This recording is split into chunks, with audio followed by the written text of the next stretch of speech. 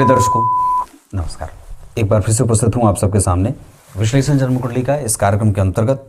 आज जो आपके सामने कुंडली लेकर के आया हूँ, ये कुंडली आई है मेरे पास कानपुर उत्तर प्रदेश से। शुरू करते हैं आज का कार्यक्रम। कहीं नहीं जाना है, बिल्कुल बन के रहिएगा।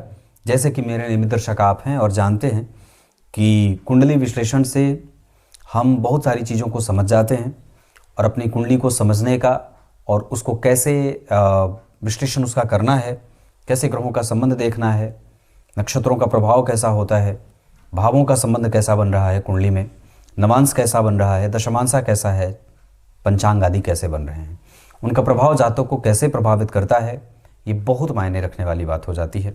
जैसे कि इस कुंडली का पंचांग भाद्रपद माह में बना है।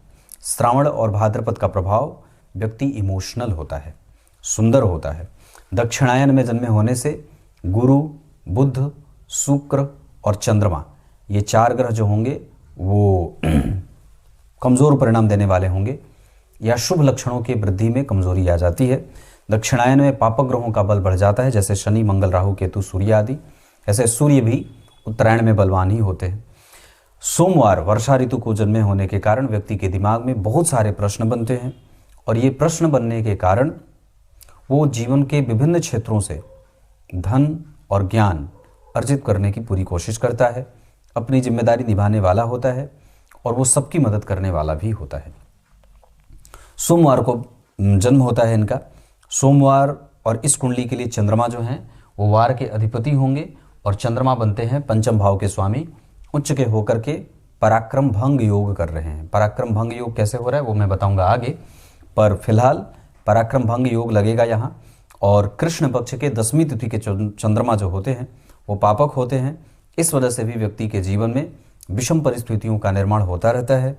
उसको धन इकट्ठा करने में दिक्कत होती है। कई बार धन आए, इकट्ठा भी हो और वापस फिर से चला जाता है। तो ये जो स्थिति बनती है वो जन्म कुंडली में चंद्रमा के पापक होने के कारण लगातार व्यक्ति के जो जीवन की स्थिति या गति होती है वो एक जैसी नहीं रहती है, वो बदलती रहती है और उसमें प्रायः उतार चढ़ाव देखने को मिलता रहता है।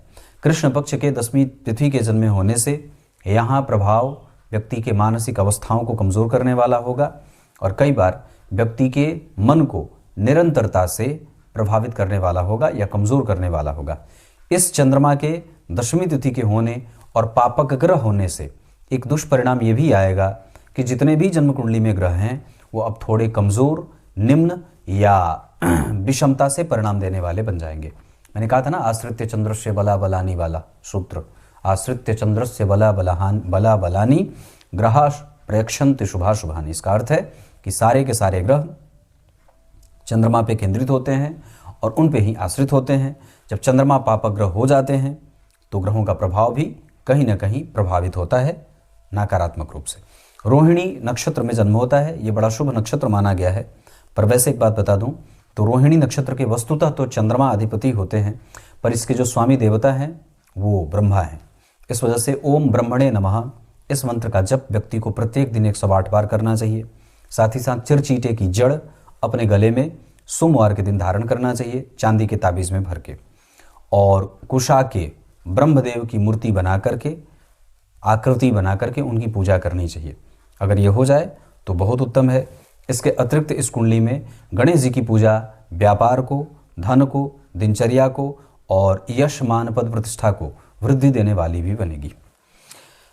व्याघात योग ठीक नहीं होता, इसमें कई बार नुकसान देखा जाता है। वणिजकरण, वैश्यवर्ण और मनुष्यगण के होने के कारण व्यक्ति के जीवन में व्यापारिक मानसिकता रहती है। उसकी बुद्धि कई बार बहुत ही क्लिष्ट विषयों में उलझ जाती है या कई बार विषम परिस्थितियों में उलझ जाती है और वो उसके कारण ही उसके जीवन में कई तरीके के प्रभावों से उसको उलझते हुए देखा जाता है। जैसे कई बार परिवार के किसी एक अन्य सदस्य की असामयिक मृत्यु हो जाए या कुछ ऐसी घटना हो जाए जिसके कारण व्यक्ति उलझा हुआ सा रहता है। और वो क्यों होता है? क्योंकि जन्म कुंडली में ये जो रोहिणी नक्षत्र के चंद्रमा हैं उसके साथ लग्नेश का 12वें भाव में जाना है और चंद्रमा पापक हुए हैं और चतुर्थ स्थान में शनि का प्रभाव है। ये जो 3 से 4 स्थिति मैंने बताई, इन सब का एक परिणाम होगा कि व्यक्ति के जीवन में कोई न कोई ऐसी फांस लगी रहती है जिसके कारण उसका चक्का कई बार जाम होता हुआ नजर आता है या कई बार उसे लगेगा कि मैं आगे नहीं बढ़ पा रहा या वहीं पे वहीं का वहीं टिका हुआ हूँ। ये तो पंचांग है जिसमें सबसे कमजोर है कि चंद्रमा पापक ग्रह बन रहे हैं, जिसके कारण ग्रहों का प्रभाव कमजोर हो रहा है। वैश्य वर्ण के होने के कारण व्यक्ति व्यापारिक मानसिकता का है, अपने लाभ और हानि को लेकर के काफी सचेत रहता है, पर जो दशा चल रही है वो काफी मायने रखती है। आगे बढ़ते हैं। सबसे पहले लग्न की स्थिति बता देते हैं। लग्न का मान 23 अंश का बना है। ये मीन लग्न की कुंडली है। अब जरा यहीं पे आपको मैं एक विषय बता दूं। मीन लग्न जो होता है वो गंडांत लग्न में आता है। मीन लग्न, मेष लग्न, कर्क लग्न, सिंह लग्न, वृश्चिक लग्न और धनु लग्न, ये गंडांत, ये 6 जो लग्न हैं ये गंडांत लग्न कहे जाते हैं। इसमें अगर लग्न का मान 27, 28, 29 इतने अंशों पे लग्न बने तो ये गंडांत में चला जाता है, जिसे प्रायः संधि लग्न कहते हैं। और ऐसी स्थिति में मीन मेष ये 2 गंडांत हो गए, कर्क सिंह ये 2 हो गए और वृश्चिक और धनु ये 2 हो गए। जिस तरीके से नक्षत्रों में 6 नक्षत्र प्रायः गंडांत कहे गए हैं, नक्षत्र गंडांत कहे गए हैं, वैसे ही ये जो 6 लग्न हैं ये गंडांत लग्न कहे गए हैं। और किसी खास अंश पे जाकर के जब लग्न का निर्धारण या निर्माण हो जाता है तो ऐसी स्थिति में जातक के जीवन को वो बुरे तरीके से प्रभावित करते हैं। हालांकि यहाँ पे ऐसी कोई बात है नहीं, पर फिर भी एक विषय था जो मैंने आप लोगों को बता दिया कि यहाँ पे लग्न का मान 23 अंश 29 कला का बना है। ये पूर्णतया विशुद्ध लग्न होगा और लग्न के अधिपति जाकर के जन्म कुंडली के 12वें भाव में बैठे हैं वक्री होकर के 22 अंश पे, कुंभ लग्न की कुंडली, कुंभ लग्न की कुंभ राशि में। अब जरा ध्यान से समझने की बात यह होगी कि जो लग्न कुंडली का 12वें भाव का स्वामी है वो नवांश कुंडली के लग्न के अधिपति हो जाते हैं और लग्न में ही सूर्य के साथ राहु घर्षण पैदा कर रहे हैं। जब आप लग्न कुंडली में देखते हैं तो धन भाव के स्वामी ऋण में जाकर के दारिद्र योग लगा रहे हैं। लग्न के अधिपति 12वें भाव में वक्री होने से दूषित हो रहे हैं और उन पे मंगल जैसे पापक ग्रह की दृष्टि हो जाने से वो और भी ज़्यादा कुप्रभावित भी हो रहे हैं। साथ ही साथ वो गुरु जो 12वें भाव में बैठे हैं उनके चतुर्थ स्थान में ग्रहण लगा है और दशम स्थान में राहु बैठे हैं। उस पे इस कुंडली के भाग्य भाव के स्वामी संघर्ष में चले गए और भाग्य भाव के स्वामी का संघर्ष में जाकर के 12वें भाव को देखना और वो भी शत्रु की राशि को देखना, ये कहीं ना कहीं संशयात्मक प्रवृत्ति देता है, भाग्य में अवरोध पैदा करता है, माता पिता के सुखों को प्रभावित करता है, पत्नी के साथ मतभेद देता है और व्यक्ति के भाग्य के लाभ को कमजोर करता है। आगे बढ़ के बात करेंगे तो धन भाव के स्वामी का ऋण भाव में जाना, और ये ठीक नहीं होता कि जब उसी भाव के ऊपर शनि की दृष्टि पड़ जाए जो इस कुंडली के 12वें और 11वें भाव के स्वामी होकर के चतुर्थ स्थान में बैठ करके व्यक्ति को माता से सुख तो देते हैं, पर 12वें और 11वें भाव के स्वामी का 6वें भाव में देखना कहीं ना कहीं संशयात्मक प्रवृत्ति को देने वाला, जीवन में विपरीत परिस्थितियों का निर्माण करने वाला, साहस को कम करने वाला और लगातार मृत्यु पर्यंत मृत्यु को कष्ट देने वाला, या मृत्यु पर्यंत तो नहीं कहूँगा पर कष्ट देने वाला हो जाता है। वहीं पराक्रम भाव में जहाँ चंद्रमा और केतु का एक साथ बैठना, हालांकि वहाँ पे केतु और चंद्रमा के बीच में 15 और 23, 15 अंश के चंद्रमा बैठे हैं, 23 अंश के केतु बैठे हैं। यहाँ पे ग्रहण जैसी कोई बात है नहीं, पर फिर भी यहाँ उच्च के चंद्रमा रोहिणी नक्षत्र में, केतु मृगशीरा नक्षत्र में और उस चंद्रमा के ऊपर किसी भी शुभ ग्रह की कोई दृष्टि नहीं है। उल्टे चतुर्थ स्थान में उसका मार्ग अवरुद्ध कर रहे हैं, चंद्रमा का मार्ग अवरुद्ध कर रहे हैं शनिदेव, और केतु के साथ बैठे होने से यहाँ पराक्रम भंग योग लगेगा। ऐसा इसलिए मैं कह रहा हूँ, पराक्रम भाव के स्वामी जन्म कुंडली में कर्क राशि में आ गए, उनके ठीक आगे मंगल और ठीक पीछे शनि। तो ये जो तृतीय भाव के स्वामी हैं, जो इस कुंडली के अष्टम भाव के भी स्वामी होते हैं, वो पंचम में बैठ करके पंचम भाव को कमजोर कर रहे हैं। और 12वें तृतीय भाव के स्वामी का पंचम स्थान में बैठना शनि मंगल का पाप कर्त्री, पंचम भाव में सूर्य बुध और शुक्र जब एक साथ बैठ जाएंगे तो ये कहीं ना कहीं इस भाव को कमजोर करेंगे, जहां पैतृक संपत्ति को व्यक्ति मेंटेन नहीं कर पाता है, खुद के ही बल पे आगे बढ़ने की स्थिति बनती है, यश मान पद प्रतिष्ठा एक समय तक प्राप्त तो करता है, पर इस पाप कर्त्री के कारण कहीं ना कहीं कमजोरी हो जाती है। अब यहाँ पे मैं एक सिद्धांत और भी बता देता हूँ कि यहाँ भीषण पापकर्त्री नहीं लगेगा, क्योंकि पापकर्त्री का सिद्धांत है कि किसी एक ग्रह को यहाँ वक्री होना पड़ेगा, खास करके मंगल को। मंगल यहाँ वक्री है नहीं, इस वजह से जो भी चीजें व्यक्ति के जीवन में प्राप्त होंगी वो इसी सूर्य बुध और शुक्र के कारण मिलेंगी। पर तृतीय भाव के स्वामी के शनि और मंगल के मार्ग अवरुद्ध करने और इस भाव पे किसी भी शुभ ग्रह की कोई दृष्टि नहीं पड़ने, उल्टे राहु की दृष्टि से यहाँ जो स्थिति पैदा हो रही है वो यश मान पद प्रतिष्ठा, संतान, प्रेम, दाम्पत्य, रिकग्निशन और बुद्धि, विद्या, विवेक और ज्ञान को कष्ट देने का काम कर रही है। क्योंकि पंचम भाव में अष्टम और तृतीय भाव के स्वामी बैठ करके पंचम भाव को अवरुद्ध कर रहे हैं। उल्टे एक सिद्धांत और भी कहता है कि अगर ये ग्रह सूर्य, बुध और शुक्र यहाँ न बैठ करके यहाँ बैठ जाते, यहाँ बैठ जाते, या यहाँ बैठ जाते, या यहाँ बैठ जाते, तो ये और ज़्यादा खराब बात हो जाती। फिर इस व्यक्ति को जीवन में कभी भी सुख नहीं प्राप्त होता। तो जो थोड़ा बहुत मिला हुआ है वो इस वजह से मिला हुआ है कि कम से कम ये पंचम भाव में इनकी युति बन रही है। लेकिन फिर भी ये ग्रह जब एक साथ बैठ जाते हैं तो कहीं ना कहीं व्यक्ति के जीवन को विषम परिस्थितियों के साथ जोड़ देते हैं, या उसके साथ ही व्यक्ति को आगे बढ़ना पड़ता है। उसके जीवन में प्रायः उसके पराक्रम का परिणाम यहाँ चंद्रमा केतु के कारण और यहाँ शनि मंगल के कारण, सूर्य बुध शुक्र के कारण देर से, कमजोर या कम, या प्रायः उसकी रिकॉग्निशन में उस तरीके की पैनी धार नहीं देखी जाती है। चतुर्थ स्थान में शनि बैठे हैं, गुरु से दृष्ट हैं, इस वजह से धर्म है, न्याय है, शास्त्र है, बड़ों का आदर है। लेकिन परेशानी क्या है कि ये 12वें भाव के स्वामी हैं जो व्यक्ति के मन को विकल करते हैं। उसके ठीक पीछे चंद्रमा और केतु बैठे हैं और कहीं ना कहीं चतुर्थ स्थान यानी कि जो माता का भाव होता है, सुख का भाव होता है, मानसिक सुख, मानसिक शांति का होता है, एकदम निश्चिंतता का होता है, भवन भूमि का, वाहन का सुख देखा जाता है। उस भाव के ठीक पीछे चंद्रमा और केतु के ग्रहण के कारण या चंद्रमा और केतु के बैठने के कारण वो भाव जो चतुर्थ भाव है वो प्रभावित हो रहा है। और इसके कारण कई बार व्यक्ति को जो जहां से भी उसको सुख प्राप्त होना चाहिए वो प्राप्त नहीं होता है। अब यहाँ से आगे बढ़ के मैं आपका ध्यान पंचम भाव पे ही लेके आता हूँ। यहाँ शनि 20 अंश 12 कला पुनर्वसु नक्षत्र। अब जरा ध्यान से समझिए, तो गुरु जो बैठे हैं वो पूर्वा भाद्रपद में बैठे हैं अपने नक्षत्र में, और शनि जो बैठे हैं वो पुनर्वसु में बैठे हैं। नक्षत्र का स्वामी जब नक्षत्र को देखेगा, या शनि जिस नक्षत्र में बैठे हैं इस नक्षत्र का स्वामी गुरु यहाँ से 5वीं दृष्टि से देख रहा है।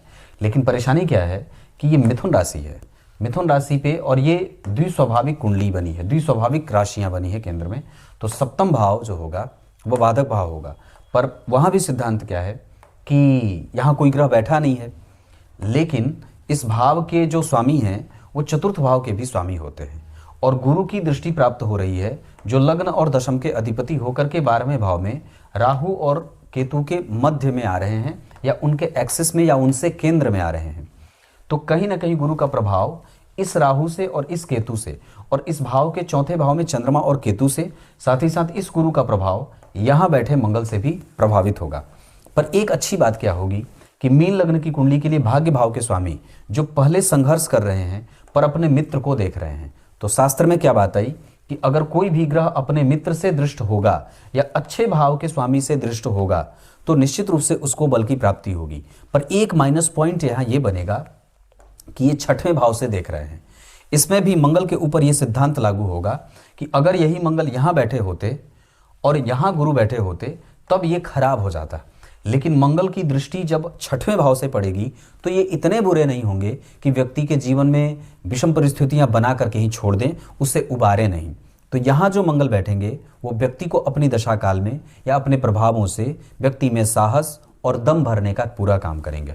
क्योंकि मंगल अष्टम भाव में दूषित होते हैं, शनि अष्टम भाव में अच्छे होते हैं, लेकिन मंगल यहाँ दूषित नहीं होते। तो यहाँ से मंगल जब देखेंगे तो काफ़ी हद तक वो गुरु में बल देंगे और गुरु को आगे बढ़ाने की कोशिश करेंगे। व्यक्ति के विद्वता में, ज्ञान में, धर्म में, करियर में, व्यक्तित्व में साहस भरने का काम करेंगे। और यही कारण है कि यहाँ जो मंगल बैठे हैं इन पे शनि की दृष्टि इनको मंद करना चाहती है, पर गुरु और मंगल की आपसी जो संबंध की स्थिति बन रही है ये व्यक्ति को कम्युनिकेटिव बनाती है, शांत बनाती है, तत्व को समझने वाला बना देती है, चिंतन को समझने वाला बना देती है, परिस्थिति को समझने वाला बना देती है, और परिस्थिति के हिसाब से व्यक्ति अपने निर्णयों को लेने वाला होता है। तो व्यक्ति जितना भी विषम परिस्थिति में जा रहा है वो बाकी के अन्य ग्रहों का कोई प्रभाव हो सकता है, लेकिन जो अच्छाइयाँ बन रही हैं वो इसी मंगल और गुरु के कारण बन रही है। क्लियर है?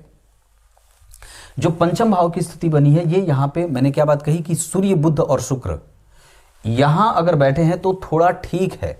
अगर ये इसको छोड़ करके यहाँ बैठ जाते तो और भी ये डिप्रेसिव हो जाता। फिर जो संतान को कष्ट हो रहा है वो इस शनि मंगल के कारण हो रहा है, और संतति को जो भी बीमारी हो रही है, जो भी परेशानी होगी वो इसी सूर्य, बुध और शुक्र के कारण होगी। इसका एक कारण और भी है, बहुत स्पष्टतया बता दूं, पंचम भाव बड़े पुत्र का होता है या संतति का होता है। जब इस भाव के स्वामी केतु जैसे ग्रह के साथ बैठेंगे तो बच्चे को लंबी बीमारी हो जाती है और इस वजह से कई बार ये हमारी परेशानी का कारण बनता है। दरअसल अगर यही पंचम भाव के स्वामी राहु के साथ होते तो शायद ये लंबी बीमारी नहीं होती, एक वक्त तक परेशान करता फिर ठीक हो जाता।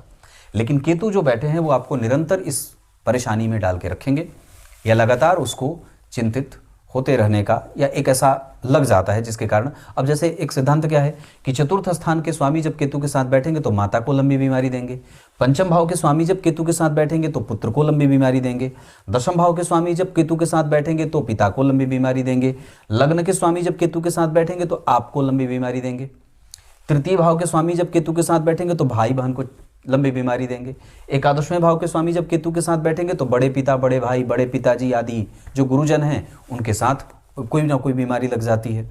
पत्नी के भाव के अधिपति जब केतु के साथ बैठेंगे तो पत्नी को लंबी बीमारी हो जाएगी। यही सिर्फ बैठने के ही साथ नहीं होता है, अगर इन भावों पे केतु की दृष्टि है तो भी यही सिद्धांत देखने को मिल जाता है कि उस संबंधी को जरूर कोई ना कोई लंबी बीमारी घेर लेती है या प्रायः उसे दवाइयों पर टिक करके रहना पड़ता है। तो ये परेशानी यहाँ तक है। अब आपकी कुंडली में मैं चतुर्थ पे बात कर चुका हूँ, पंचम पे कर चुका हूँ, छठवें पे आता हूँ। यहाँ सिंह राशि के मंगल बैठे हैं, मित्र की राशि में, मित्रस्थ हैं तात्कालिक मैत्री में। पंचदा मैत्री का जो सिद्धांत होता है उसके आधार पर ये दोनों ग्रह तात्कालिक मैत्री में है। भाव का स्वामी भाव से निकट बैठा है, भाव का स्वामी भाव से निकट बैठा है, भाव का स्वामी भाव से निकट बैठा है, पर इस भाव के स्वामी भाव से दूर बैठे हैं। इस भाव के स्वामी भाव से निकट बैठे हैं, वापस देख भी रहे हैं। इस वजह से व्यक्ति अपने समस्त इच्छाओं की पूर्ति तो कर लेगा, थोड़े बहुत संघर्ष की स्थिति जरूर बन रही है, पर उसका जो हिस्सा है, उसका जो काम है और उसकी जो जिम्मेदारी है वो संपूर्णतया निभा लेगा, इसमें कोई दिक्कत नहीं है। और व्यक्ति जीवन में परिस्थितियों को समझने वाला है क्योंकि छठवें भाव में मंगल ऐसा काम करवा देते हैं। मंगल की दृष्टि गुरु पे है, कम्युनिकेटिव बनाएंगे, और मंगल की 8वीं दृष्टि लग्न पे है, मीन राशि पे देख रहे हैं। इस वजह से कई बार व्यक्ति को गलत जगह पे पैसे अटकते देखा जाता है, पैसे निकल गए तो वापस आने का नाम नहीं लेते, और प्रायः व्यक्ति के जीवन में ऋण से बंधा हुआ देखा जाता है। लेकिन यहाँ अच्छी बात क्या होगी कि मंगल हैं, लग्न को देख रहे हैं, धनेश अपने भाव से पंचम भाव में बैठे हैं लेकिन मित्र की राशि में बैठे हैं। ये एक अच्छी बात है इस कुंडली की। अगर ऐसा नहीं होता तो ये कमजोर हो जाती। दूसरी बात कि इस पे जो शनि की दृष्टि पड़ रही है तो लाभ भाव के स्वामी ने धन भाव के स्वामी मंगल को देखा है। तो धन और लाभ का जब कभी भी संबंध बनेगा, और वस्तुतः धन और लाभ के कारक जो होते हैं वो गुरु होते हैं, उनकी दृष्टि है। धन भाव के अधिपति मंगल पे और लाभ भाव के स्वामी गुरु पे। वापस इसको ऐसे कर देते हैं, धन लाभ भाव के स्वामी शनि के ऊपर गुरु की दृष्टि जो लाभ के कारक होते हैं, धन भाव के स्वामी मंगल के ऊपर गुरुदेव की दृष्टि जो धन के कारक होते हैं। 12वें भाव में गुरु हैं और शनि लग्न को देख रहे हैं, तो व्यक्ति महत्वाकांक्षी होता है, जिम्मेदारी निभाना चाहता है, और लग्नेश होकर के 12वें भाव में जाएंगे तो विषम परिस्थितियों का निर्माण करेंगे। लग्न पे मंगल की दृष्टि, लग्न पे शनि की दृष्टि, लग्न पे राहु की दृष्टि, तो लग्न पे राहु की दृष्टि कंफ्यूज करे, लग्न पे शनि की दृष्टि व्यक्ति को प्रायः आलसी या चिंतित बना दे, लग्न पे मंगल की दृष्टि उद्वेगी बना दे, और प्रायः उसको ये लगे कि मैंने ये किया मुझे ये नहीं मिला, मैंने ये किया मुझे ये नहीं मिला। तो ये आपकी कुंडली बनी है। छठवें भाव के बारे में, सप्तम भाव के स्वामी बैठे हैं जन्म कुंडली में पंचम में, ये ठीक ठाक है सामान्यतया। अष्टम भाव के स्वामी का पंचम में जाना ये ठीक नहीं होता है। नवम भाव के स्वामी का छठवें में जाना भाग्य को संघर्ष देता है, और संघर्ष करने के बाद ही व्यक्ति किसी भी परिस्थिति तक पहुंचता है या किसी भी लाभ की स्थिति को प्राप्त करता है। दशम भाव के स्वामी का एकादशवें या 12वें भाव में जाना, मंगल से दृष्ट होना, कारोबार में साहस, बल, पराक्रम, धैर्य देता है। विदेश जाने का योग, अपने जन्म स्थान से दूर जाकर के धन कमाने का योग लग जाता है। एकादशवें और 12वें भाव के स्वामी होकर के शनि चतुर्थ भाव में, माता से सदैव ही व्यक्ति को सुख मिलता है। यह आपकी लग्न कुंडली है। मैंने दृष्टि की बात की है, जहां यहाँ पे और यहाँ पे जो स्थिति बन रही है वो व्यक्ति को व्यापार में चिंतन लगाने वाला, चिंतन करने वाला और व्यापार की समझ रखने वाला बना देते हैं। नवमांश चक्र में राहु और सूर्य ये कमजोरी, बुध 12वें व्यय संतुलित, गुरु और शनि सामान्य संबंध, और शुक्र मंगल और केतु पत्नी खर्चीली या व्यय करने वाली। लेकिन फिर भी चाहे कुछ भी हो जाए, दाम्पत्य टूटने के योग इस कुंडली में नहीं लगे हैं। घर में सुख शांति और इन सभी चीज़ों की स्थिति बन रही है। एक बात और कह दूं तो पत्नी न्याय करने वाली, और पत्नी के साथ जो संबंध है वो न्यायपूर्वक चल रहा है, उसमें कोई दिक्कत नहीं है। पत्नी को कहीं ना कहीं हार्मोनल डिसबैलेंस हो सकता है, रक्त की बीमारी हो सकती है, पर फिर भी कोई लंबी बीमारी का खतरा वगैरह नहीं है। सूर्य जो है वो जन्म कुंडली में सप्तम भाव के स्वामी होकर के लग्न में बैठे हैं और वापस देख रहे हैं, जबकि शनि लग्न के अधिपति होकर के नीच के बैठ रहे हैं, जिनका नीच भंग मंगल के कारण। चंद्रमा बहुत बढ़िया, सूर्य यहाँ बैठे हैं केंद्र के स्वामी होकर के, मंगल यहाँ बैठे हैं केंद्र के स्वामी होकर के, शुक्र यहाँ बैठे हैं केंद्र के स्वामी होकर के। तो केंद्र के स्वामी हैं, केंद्र में बैठे हैं, तो इसे मैं बहुत अच्छा कहूंगा और शास्त्र भी यही कहता है। दशमांसा चक्र में सुख, शांति, चिंतन और परिस्थिति को समझना, रिसर्च करना और बातों को समझने की हैसियत रखना, ये सब दशमांसा चक्र से समझ में आ रहा है।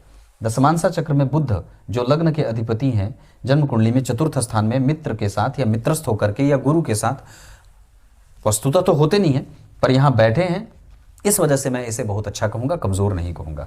दरअसल यहाँ पे शनि का जो संबंध बन रहा है वो भाग्य भाव के स्वामी होकर के लग्न को देख रहे हैं, और लग्न पे शनि की दृष्टि, राहु की दृष्टि, और यहाँ जो मंगल का प्रभाव बन रहा है वो व्यक्ति को समझदार बनाएगा और परिस्थितियों को समझने वाला बनाएगा, साथ ही साथ अपने करियर से व्यक्ति को खुश बनाने वाला बना देता है। अभी आपकी कुंडली में जो सबसे अच्छी दशा आएगी वो 2028 के अप्रैल से आएगी, 2028 से अप्रैल से लेकर के 2031 के जून तक। उसके बाद आपके जीवन में जो एक और भी अच्छा समय आएगा वो आएगा 2032 से लेकर के 2033 तक। एक कठोर दशा जो रहेगी 2035 के फरवरी से लेकर के 37 के दिसंबर तक। बाकी ये आपकी कुंडली ऐसी बनी है। दशमांसा चक्र में शुक्र का एकादशवें भाव में, गुरु और बुध का चतुर्थ स्थान में, लग्न में चंद्रमा और सप्तम में शनि, ये स्थिति मैं बहुत अच्छा कहूँगा। यहाँ जो लग्न के स्वामी हैं वो यहाँ के सुख भाव के स्वामी हैं, और यहाँ जो 12वें के स्वामी हैं ये यहाँ पे थोड़ी गड़बड़ी जरूर कर रहे हैं, राशि का सही बनना। अब यहाँ पे जैसे सप्तम भाव के स्वामी हो जाते तो अच्छा होता, या वर्गोत्तम लग्न की कुंडली हो जाती तो अच्छा होता। यहाँ पे अगर 1 या 10 नंबर जो यहाँ लिखा है अगर वो यहाँ लिख देता तो अच्छा हो जाता। पर एक अच्छी बात क्या है कि धन भाव के जो स्वामी हैं वो यहाँ के लाभ भाव के स्वामी हैं, और शुक्र जैसे ग्रह जो 12वें भाव के स्वामी होकर के सप्तम भाव में बैठे हैं, पंचम भाव को देख रहे हैं, तो व्यक्ति चाहे जितनी भी उसके जीवन में विषम परिस्थिति का निर्माण हो रहा है पर एक न एक दिन वो विजय अवश्य प्राप्त करेगा। अब इस कुंडली के आगे मैं आपको अष्टक वर्ग पे आपका ध्यान लेके आता हूँ, जहाँ हमें सबसे ज़्यादा ध्यान अपने गुरु को ठीक करने में लगाना है। उसके बाद हमारी कुंडली में हमें ऋण और धन का लेन देन बहुत सावधानी से करना है, अपने पिता की संपत्ति को बना करके रखना है, और उसका किस तरीके से सदुपयोग और किया जा सकता है इस पे फोकस बढ़ाना है। मेहनत इस कुंडली में आला दर्जे की है, उसमें कोई संशय नहीं है कि व्यक्ति मेहनती है। थोड़ा बहुत परिणाम जो कमज़ोर मिल रहा है वो मैंने बताया है कि वो क्यों मिल रहा है, क्योंकि पंचम भाव में सूर्य, बुध और शुक्र बैठे हैं और द्वितीय भाव के स्वामी छठवें में बैठे हैं। ये तो अच्छी बात है कि गुरु से कम दृष्ट हैं, पर फिर भी जो परिणाम होता है वो द्वितीय और पंचम भाव से देखा जाता है। इन भावों के कमज़ोर होने के कारण व्यक्ति को जीवन में कई बार कठिनाई होती है। इस कुंडली का धन, वैभव, संपत्ति, साधन, ये सब वापस फिर से मिलेगा जब शनि में शुक्र का अंतर आएगा। एक और भी दशा जो जन्म कुंडली में अच्छी जाएगी, हालांकि अभी भी चल ही रही है, 2024 के जुलाई से जो 2027 के अप्रैल तक रहेगी। इस दशा काल में भी आप अगर भवन, भूमि, वाहन, अपने बिजनेस को सेटल करना, अपने आप को शांत करना, एकाग्रचित्त होकर के काम करना, अगर इस तरीके से अपने आप को बना लेते हैं, ट्रेनिंग ले लेते हैं, कर लेते हैं, तो ये दशा काल आपके फेवर में साबित हो जाएगी। इतना ही नहीं, इस कुंडली का ज्ञान पक्ष, विवेक, बुद्धि और धर्म पक्ष, मंत्र पक्ष थोड़ा कमज़ोर हो रहा है। इस वजह से भी कई बार व्यक्ति ऐसे निर्णय लेता है या ऐसे काम करता है जिस पे बाद में उसको स्वयं पे ही संशय होने लगता है। तो जब कभी विवेक शून्यता की स्थिति जो आती है वो चंद्रमा के कारण और सूर्य, बुध और शुक्र के कारण आती है। ये जब जन्म कुंडली में लग्न का अधिपति 12वें हो, लग्न पे जब शनि, मंगल, राहु, केतु जैसे ग्रह की दृष्टि हो, लग्न पे किसी भी शुभ ग्रह की कोई दृष्टि न हो, तो व्यक्ति के विचारों में प्रायः कर्कशता, कठोरता और एक अजब तरीके का निगेटिव भाव देखने को मिल जाता है, जहां व्यक्ति को अपने ही काम को पूर्णतया सफल करने के लिए बड़ी कठिन मशक्कत करनी पड़ती है। साहस को बढ़ाना होगा, बजरंगबली की पूजा करनी होगी। इसके अतिरिक्त प्रत्येक दिन अपने दिनचर्या का अवलोकन करना होगा, रिसर्च पे फोकस बढ़ाना होगा, धर्म पे रुचि पैदा करनी होगी, गाय की सेवा करनी होगी, और अगर हो सके तो पंछियों को दाना डालना चाहिए। इसके अतिरिक्त आपकी कुंडली में विदेशी कंपनी, विदेशी कारोबार, इंपोर्ट एक्सपोर्ट और जन्म स्थान से दूर जाना बहुत उत्तम रहेगा। इसके अतिरिक्त आपकी कुंडली में धर्म का पक्ष, माता से सुख, पिता का प्रभाव थोड़ा कमजोर, ये सब चीजें देखने को मिल रही हैं। अगर मैं बाकी के अन्य वर्ग चार्ट पे आपकी चर्चा, आपका ध्यान लेके आऊं, तो आपकी कुंडली में जो भाग्य की स्थिति बन रही है या जो संतान की स्थिति बन रही है, उसके आधार पर जो बात समझ में आ रही है, हमें बजरंग बली की पूजा घर में करवानी चाहिए संतति के स्वास्थ्य के लाभ के लिए। और संतति को लेकर के चिंताएं जाहिर हैं और वो दिख रही हैं, क्योंकि D7 चार्ट के चतुर्थ स्थान में बुध बैठे हैं और चतुर्थेश 12 में बैठे हैं, अष्टम भाव के स्वामी चतुर्थ में बैठे हैं। ये ठीक नहीं होता है। आपकी कुंडली में जो स्थिति ग्रहों की बन रही है, उसके आधार पर भाग्य थोड़ा सा कंफ्यूज हो रहा है। बजरंग बली की पूजा से वो चीज़ें ठीक हो जाएंगी। वैसे मैं आपको एक बात बता दूं, तो गुरु की दशा में कुछ और भी बातें, गुरु की दशा में हमें स्वास्थ्य की चिंता करनी है, व्यय आपका ठीक है। मंगल की दशा में हमें विषम परिस्थितियों में उलझने की कोई आवश्यकता नहीं है, हम कभी हारेंगे नहीं। शनि की दशा में घर में शांति, मानसिक शांति, निद्रा और भगवान का ध्यान, प्रैक्टिकल होकर के चीज़ों को समझना और कभी भी इमोशनल होकर के अपने काम को नुकसान में नहीं ले जाना, इन सभी चीज़ों में ध्यान रखना होगा। चंद्रमा की दशा में हमें अपने मेहनत पे विश्वास करना होगा, जबकि राहु की दशा में हमें अपने धर्म पे विश्वास करना होगा, उसको मेंटेन करने की आवश्यकता होगी। इसके अतिरिक्त बुध की दशा में पत्नी के स्वास्थ्य का ध्यान और संतति के स्वास्थ्य का ध्यान रखना होगा। शनि नीच के हैं गुरु के साथ नवमांश चक्र में, इस वजह से कभी कभी हमें अपने विवाह को लेकर के कभी भी निगेटिव भाव जो पैदा हो रहे हों, उसको अपने आप से दूर रखना होगा। शुभ अंक इस कुंडली के लिए 3 रहेगा। घर वगैरह अगर बनाना हो तो आप उत्तर दिशा के मकान में घर बना सकते हैं। उत्तर दिशा का जो मकान जो उत्तराभिमुख होता है, उधर आप उस घर में प्रवेश कर सकते हैं या रह सकते हैं। आपकी कुंडली के आधार पे धन कमाने के लिए आपको पश्चिम और उत्तर की दिशा की तरफ जाना चाहिए। मित्रता कर्क और वृश्चिक वालों से करनी चाहिए। और शनि की दशा को धर्म की दशा कही जाती है, जितना ज़्यादा हो सके धर्म करिए, है ना। ये इतनी सारी चीज़ें हैं। नक्षत्र के आधार पे अगर मैं बात कर दूं तो आपका पुनर्वसु, पुष्य, रोहिणी, मृगशीरा और इसके बाद अश्विनी, ये नक्षत्र अच्छे हैं किसी भी काम को करने के लिए। दिन आपकी कुंडली के लिए सोमवार का बहुत अच्छा रहेगा। गुरुवार का व्रत भी इस कुंडली को किया जा सकता है। साथ ही साथ गाय की सेवा भी इस कुंडली को करनी चाहिए। इतनी सारी चीज़ें हैं। कोई भी शुभ कार्य करना हो तो मंगल की दशा को छोड़ करके, शनि की दशा को छोड़ करके, राहु की दशा को छोड़ करके आप गुरु, चंद्रमा और बुध की दशा का इस्तेमाल कर सकते हैं। इसके अतिरिक्त आपकी कुंडली में अभी शनि के काल को चलने से शनि की दृष्टि लग्न पे जा रही है, 12वें के स्वामी हैं। इस वजह से अभी थोड़ा धैर्य, साहस बना करके रखना होगा। लेकिन एक बात है कि दशा खराब नहीं चल रही है, हमें मन लगा करके काम करने से हमारा काम निश्चित रूप से बनेगा। ये कुंडली होटल का काम, बैंकिंग का काम, फिनांस का काम, उसके बाद काफ़ी हद तक ये कुंडली जो कोर्ट केस होता है, जैसे जो न्यायालय है वहाँ पे जा कर के कोई भी काम किया जा सकता है, न्यायालय के आसपास। इसके अतिरिक्त ये कुंडली कोयले का बिजनेस, बिल्डिंग कंस्ट्रक्शन का काम, ऋण का लेन देन और ऋण का लेन देन और खाने पीने का काम, ये कर सकते हैं। इतनी सारी चीज़ें हैं। ट्रांसफर, स्थान परिवर्तन शुक्र और गुरु की दशा में होगा और चंद्रमा उच्च के बैठे हैं, इस वजह से आपको जीतेंगे, आप हारेंगे नहीं। बस वो थोड़े बहुत कष्ट इसलिए दे रहे हैं या जीवन में एक जैसी स्थिति इस वजह से नहीं बन पा रही है क्योंकि वो पापग्रह हो रहे हैं, इस वजह से ये सारी चीज़ें बन रही हैं। वैसे आपकी कुंडली में अभी 2027 तक समय बहुत अच्छा है। उसके बाद 2028 से लेकर के 31 तक का भी समय बहुत अच्छा रहेगा। क्लियर है? तब तक के लिए बहुत बहुत नमस्कार।